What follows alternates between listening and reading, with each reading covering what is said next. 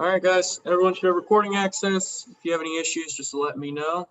Please use the raise hand button if you have questions for Coach. With that said, if someone wants to open us up for the first question, let's go to Joe Person. Hey, Matt, just hoping you could update us on Christian and then what was Eter's situation today also?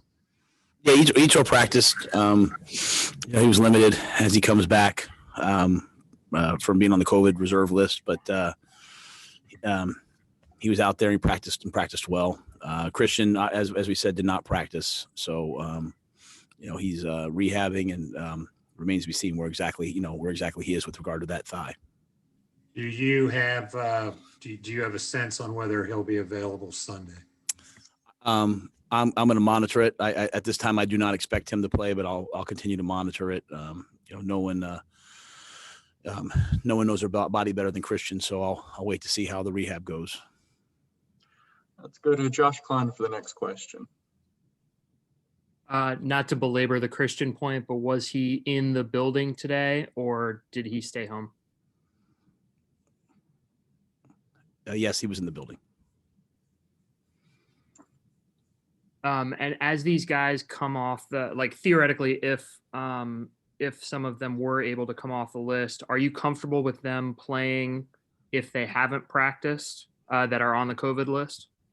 Just what I said to Elena yesterday. I'll take each one as it comes. I'll see how they're feeling. I'll see their, physical, conditioning. Greg came off yesterday. Etor comes off today. So I think I'll just take each one on a case by case basis if they come off. All right, I don't see any other hands raised. Let's go to Phil Orban. Hey, Coach, I've got one. I understanding you can't really get into the when and where and how exactly. The league said the spike in positives came from an outside gathering, but then there was also a report today from Pro Football Talk that some of this could be linked to the trip to Minnesota. Do you have any kind of clarity? I mean, again, not understanding you can't go into specifics, but just any sort of clarity you can provide. Yeah, that's my understanding. I don't feel real comfortable going beyond that. But that is my understanding. Is there any concern moving forward with regard to travel? Any additional precautions or beyond that? I think the league protocols and the way that we're doing things are as stringent and as safe as we can possibly be. This is a virus. To put it in perspective, and I don't want to be ominous, but as I said to the team today, there were more Americans died last Thursday than died during Pearl Harbor in one day. So I think the league has done an amazing job, as has the teams of handling. It's a virus. It's not like it's something that's passed willingly. It's so I think we're doing the best we can. And when you see the impact on the country and on the people that we care and love about and the people that we don't know, it puts all that in perspective and, really, really makes me not want to be flippant, with anything that I say. So I think the league protocols, that Dr. Sills and his team have done all that they can possibly do. And I know we're trying to do all that we can possibly do to live up to that. Let's go to David Newton for the next question, and then Jonathan Alexander. Hey, man, I got a couple of things. I wanted to be clear. It's your understanding that part of the problem is coming from the trip to Minnesota? Yeah, I answered that. That's my understanding. Okay, I just want to make sure, because there were two parts to that question, the trip outside of the gathering and that. And also, you seem to spend a lot of time today talking to the team before they got into practice after we left. Any particular message there that you can share? I just shared a little bit about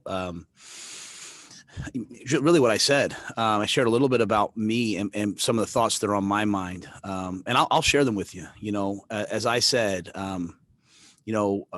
there's my wife's getting involved in this this community thing here in Charlotte, and there's a community center that doesn't have what it normally has because of the way COVID's affecting our society. And there's kids that are going in to do their virtual learning in community centers because the schools are closed. And there's one teacher, one community service, one community center worker working with 40 kids.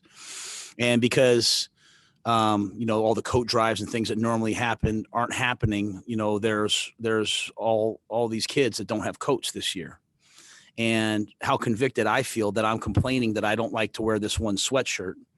And there's kids that are walking in the cold hours of the morning with sweatshirts instead of jackets because of the impact of COVID. And how people always say they're thankful for things, but you show being thankful by the way that you play and the way that you live your life and the way that you give back and the actions that you take. And so I always, on Thursdays, I don't have a team meeting. So right before practice is usually like any thoughts I have. And I was just talking about how grateful I am for the opportunities I have in my life, how grateful I am to represent the Carolina Panthers, to represent Charlotte and all the Carolinas, the opportunity that we have on Sunday to go play, how there's some players down and how we have other good players who all they need is an opportunity, and how they can make the most of their opportunity by being grateful for it, by giving the all to it and going out and playing, and how we can hopefully do something to put smiles on some kids' faces. You sit there and think about, I worry about what we're going through, like who's on the COVID reserve list. And there's kids that are trying to find a way to do virtual learning. And there's kids that don't have jackets. And I'm worried about something small, like, I better be grateful for what I have. And so I'm going to coach this week and we're going to go play, and hopefully we play well. And hopefully all the kids in the communities around here, both in Charlotte, the Carolinas, everywhere, hopefully they get a chance to watch the game and see their favorite guys play and smile and be happy. And then, we're going to give back to that community center, but knowing that there's lots of other community centers that still don't have jackets, and we're going to try to do more. So my message, David, was one of just gratitude, of opportunity, but also of reality, right? Like reality, like we're worried about who's on the COVID list. Well, the real list is the amount of Americans that are dying each and every day. My uncle that died a month ago, family members of guys on our team. And so let's be really grateful for the things that we have, and not just say we understand what's happening out there, but we get COVID tested every day. How blessed are we? Let's make sure we live up to that. So not that we're not, I just, I always like to share what's on my heart. If it makes sense, great. Sometimes it's the ramblings of a madman, it is what it is, but that's how I felt today. And I shared it. And I really like where our team is at heading into this weekend. Thanks for sharing that. Hey, man, I hope you're doing well. I don't know if it did, and you may have said this a few weeks ago when it happened, but, how did the death of your uncle kind of change your perspective, if it did at all, on what's going on? And here again, I don't want to make things too much about me, because, we have players that have had loved ones die, and they've had to, go to the funeral and come right back, the same day, so they can so I want to make sure the stories always are players. But in terms of my uncle, he was a great man, and he was a special guy, and he was in the Pennsylvania High School Football Coaches Hall of Fame. And he's been to everywhere. He's always followed me around and watched me coach. And I know how much he would have liked to have seen me coach for the National Football League. And he died, the week before our first game. And so that was, that was difficult. But also a celebration of, I'm not where I am if it weren't for him and many others. So how it affected me with regards to this disease is it brings it home, right? I turn on the news at night, I see lots of stories, all those different things, but you see how someone could be alive and well one moment, and this virus hits, even though they've done everything right, the virus hits, and all of a sudden their lives lost, and the carnage that this virus is, putting across our entire country. And so, I think the one thing I said, people can have whatever beliefs they have. They can feel this about this, how we should handle it. The one thing I said to our staff was, let's just make sure we understand that when we're in this building, we all follow these protocols and we take them seriously. We don't check the boxes, we do them. And obviously, as we learned, we're not perfect, but the Carolina Panthers have taken this very, very, very seriously, as have I, because we've seen firsthand what it can do when it's not done right. So do you at all, and I'm not trying to get you to call anybody out or anything like that, but do you at all take it personally when, I guess, somebody has a slip up under you? No. I think we're all human. We're in unprecedented times, and we're all trying to do the best that we can. All right, let's go to Joe Person, followed by Will Kunkel. Yeah. Hey, Matt. Jonathan kind of asked what I was going to, but I mean, in light of everything you just said and the importance of this and the seriousness of it, was there a disappointment, when you hadn't heard about the gathering during the bye week? Yeah, I'm not going to talk too much about it because I don't think anybody really knows everything that happened, and I don't want to comment on that. Anything I say, really, I keep in house. That being said, we have amazing men on this team who give back to the community, who try to do a lot of things right. I always try to find the good in everything that happens. We have great people. And the guys, if anyone did do something, that was against a protocol, that'll be dealt with by the team and the league and all those different things. But make no mistake, the guys on that list are guys that I really respect and value. And if you looked at everything in my life, you'd find a lot of wrong things. I'm sure that's true for all of us. So I know the guys on our team are doing the best they can, and I respect them for it. If something happens, we'll handle it internally. Hey, Matt, Will with Fox 46. Kind of two questions here. One on COVID still. Have any players, because of the recent outbreak, expressed interest or lack of interest in continuing the season that have talked to you about it? I think you guys know me to know I probably wouldn't. I wouldn't say if they have, but I haven't really had anything like that, no. Okay. And just from a football standpoint, how difficult is it right now to prepare for the Broncos with, the guys that are out right now and just dealing with other injuries as well? We have good players, and the guys we have can play well. We would love to have everyone on our team, everyone we started the season with. We'd love to have them available, but this is a year of a lot of different adversity and injuries, and guys have stepped up.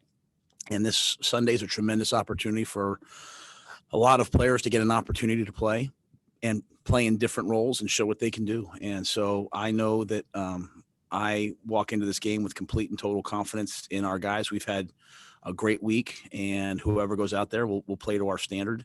The Broncos are an outstanding team. They dealt with a unique situation 2 weeks ago, and I know I look up to Coach Fangio. He's a Pennsylvania guy. I know he'll have his team ready to play. I'm just trying to do my part as a coach to be ready and make sure the team is ready. So yeah, is it less than ideal? But that's this league, and you know what? We're learning as an organization how to adapt each and every week, and nothing really shakes us. I think the team's been unflappable, and we'll attack this week the same way. Let's go to Phil Orban and then Josh Klein. Yeah, Matt, I don't want to keep bringing this up, but you were pretty, passionate, in your defensive players. Did you maybe resent a little bit how all this has been characterized this week, and maybe, like you said, people not really understanding exactly what happened and kind of jumping on the idea that this was a gathering outside and kind of seizing on that little nugget? Yeah, and I want to make it clear. I'm not passionate in my defending of players. I'm passionate in my understanding of who they are and what they do. I'm not if something happened wrong, I'm not excusing that. So I'm talking about the people, not a mistake or a decision or anything like that, right? So I want to make that very clear. I'm not okaying if we did something that's outside the protocol, I would never okay that. Okay. What I'm saying is we have really good people here and really good players. And I want to make sure that these players always know that I stand for them and stand up for them. But if we make a mistake, I don't stand up for that behavior. That's a very, very important distinction. I don't, again, I don't want to comment too much on what's been said about our guys. I just can comment on who they are and the ways that they give back and the people that they are. Matt, this kind of goes along with what we've been talking about for the past few minutes. You guys nominated Shaq Thompson for the Walter Payton Man of the Year award. What have you, obviously, on the field, we know what you've seen from him, but off the field, your interactions with him, just kind of your feeling about him as a leader of this team and as a man, and how much he's done off the field? Well, I love who Shaq Thompson is as a man. I love who he is as a father. I love his humility. I love the way that he gives back.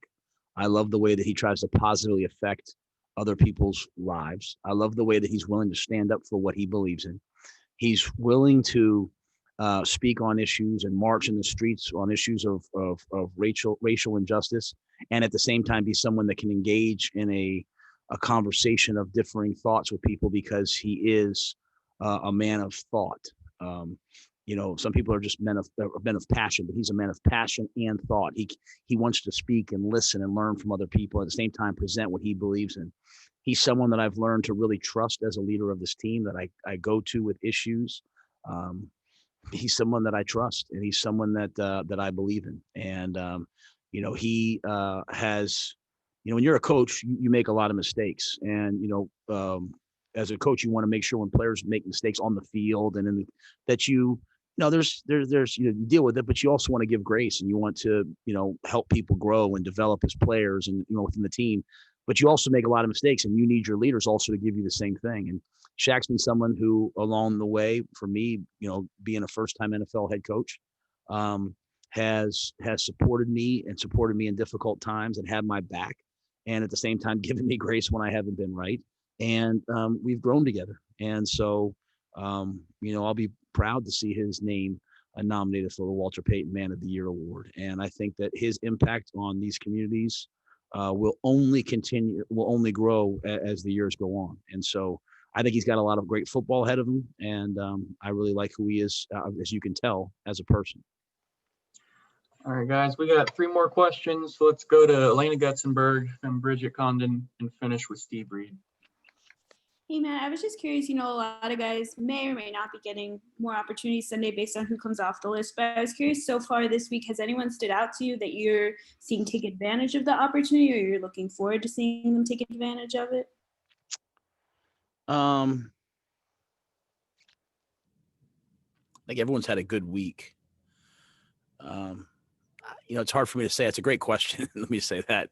I'm obviously on the D line. I'm anxious to see Austin Larkin and F.A. Obata. I'm anxious to see them play in some different situations that maybe they haven't normally played in. All across the board, I think I'm excited to see our team play this week. Having a week off, bouncing back after a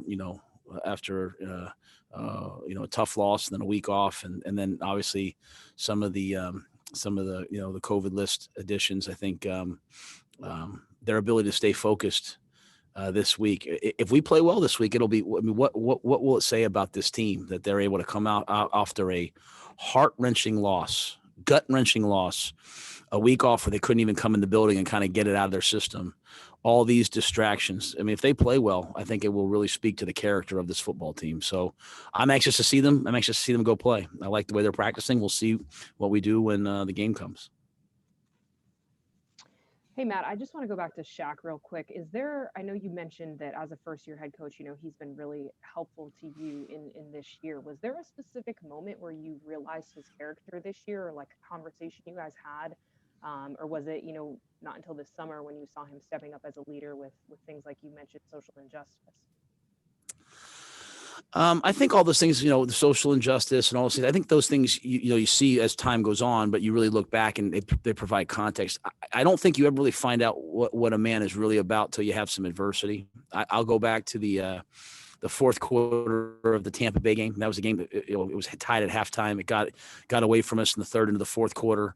And I'll never forget at the end of that game, like he did not want to be taken out. He wanted to continue to play. And he and I had a conversation on the sidelines.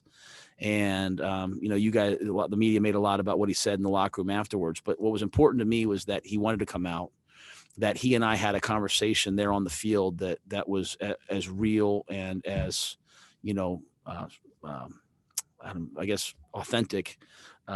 And then he took it into the locker room, and then he went out and played great the next week. And that to me is leadership.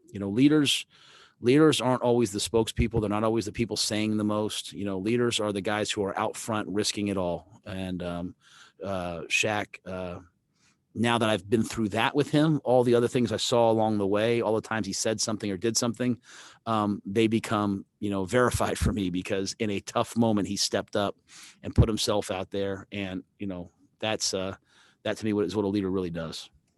Just real quick, following up on that, is he a guy that you'll remember in your first year that, helped you with your career as a head coach, from his actions on the field or off the field? What do you think has been more drastic for you as a coach moving forward?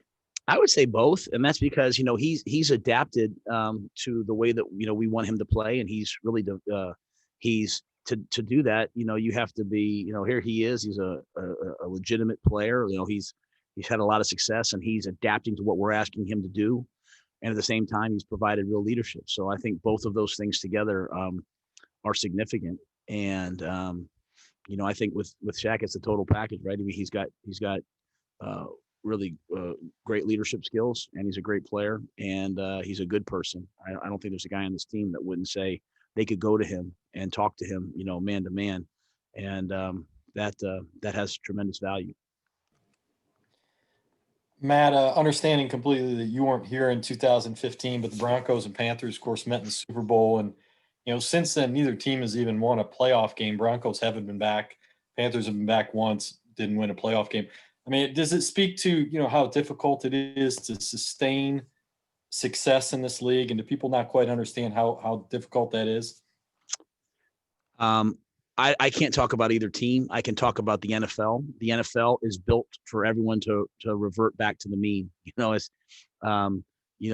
As you have success, you draft later. If you don't have success, you draft earlier. If you have success, you have a harder schedule. If you don't have success, you have an easier schedule. The NFL is a league that's trying, systematically to pull everyone to 8-8 and have parity. So the good teams, try consistently to try to go up above 8-8 to, be playoff teams consistently. And the process tries to pull you down. So that's just the NFL. It's difficult. And that's why we're trying to build a team that's built on the right things, that has no dysfunction, that has no, there's no internal issues, that's built on a very clear philosophy and foundation that is throughout the board. So if you have that alignment, if you have that, that philosophy from top to bottom, you have a chance, and only a chance, but you have a chance to win consistently year after year. But it's really hard to do, and it's really hard to do for most teams. But we do see some teams have been able to do it. And so that's what we're methodically, that's the word I like to use, methodically and relentlessly trying to build right now. And I like where we're headed. All right, guys, we're going to let Coach go. Coach, we appreciate it.